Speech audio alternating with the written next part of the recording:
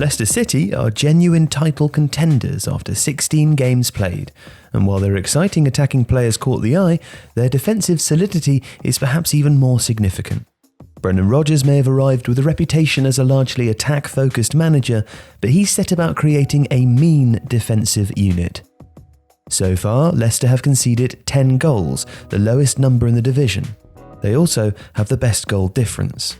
They've given up fewer than 10 shots per game, 4th best in the league, and their passes per defensive action, the most effective standard measure of pressing intensity, is the best. Leicester have lined up almost exclusively as a 4-1-4-1, and the few variations Rodgers has made have all been in single matches, such as the midfield diamond against Aston Villa. Wilfred Ndidi is the anchor in midfield, a dervish of covering and intercepting, fulfilling the promise he showed when he signed as a 20-year-old from Genk.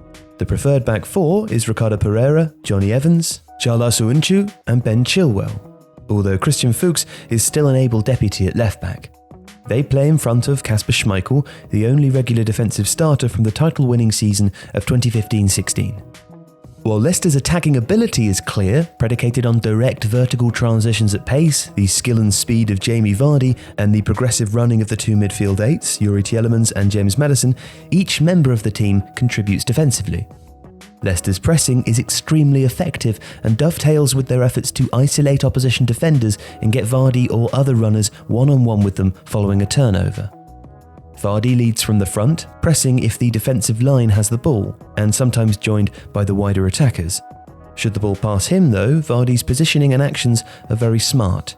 He will move so that a backwards passing angle is shut off, but he's rarely pressing from behind the opposition midfield line.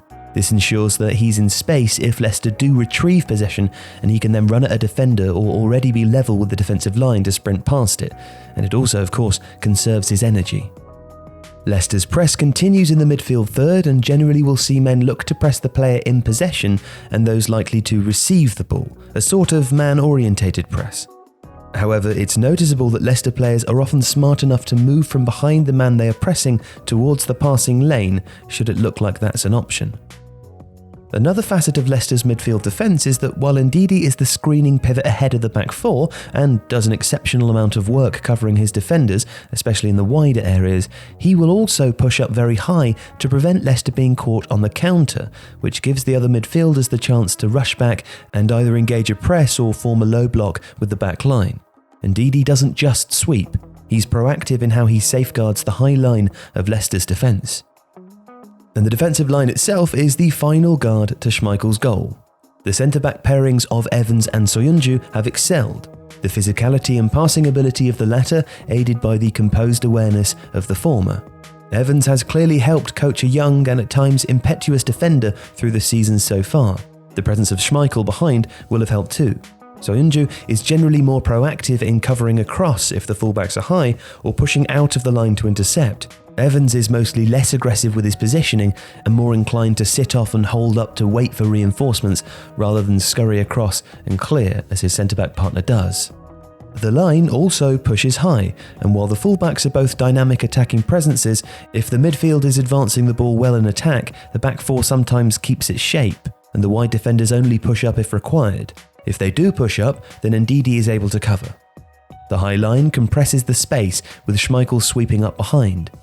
But the compactness of the back four means that Leicester have men behind the ball against quick counters, again with Ndidi also patrolling. The degree to which the fullbacks push high is a match-by-match consideration, another example of Rodgers' tactical acumen. It's also worth noting that Soyuncu's poise on the ball means that Leicester can defend very deep but still have the ability to get the ball out in transition, as the Turkish defenders' control and passing from tight spaces means that the Foxes can start to play out even when hemmed in. They've been defensively magnificent so far this season. Understat, who measure XG and XG against, have Leicester being expected to concede 16.62 from the shots that they've given up. In fact, they've only conceded 10. A positive XG against of 6.62. Only Crystal Palace are better in the league by this metric. Now, of course, Rodgers' emphasis on possession and swift attacks means that Leicester have the ball more than, say, under Claudio Ranieri. According to Wyscout, they're fourth for possession percentage, and that helps, as does their pace, making teams wary of committing too many bodies forward. But Leicester City's defence is mostly built upon a superb blend of intelligent, organised pressing. A defence with great balance and awareness, and a team ethic that means everyone does their job consistently for the duration of the game. It's not always perfect, as Liverpool and Manchester United have shown, but it's a potent combination that has seen Leicester City, once again, upset expectations in the title race.